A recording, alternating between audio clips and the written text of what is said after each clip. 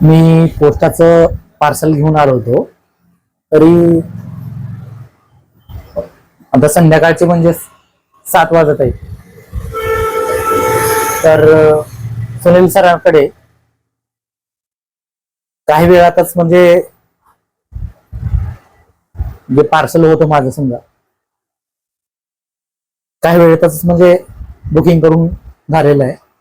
तर त्यांच्याकडे 24 आवर्स समजा ती बुकिंग होते. तर जे कोणी देगलूरमध्ये असतील तर त्यांनी अशाच प्रकारचे समजा कधी पण येऊन बुकिंग करू शकतो.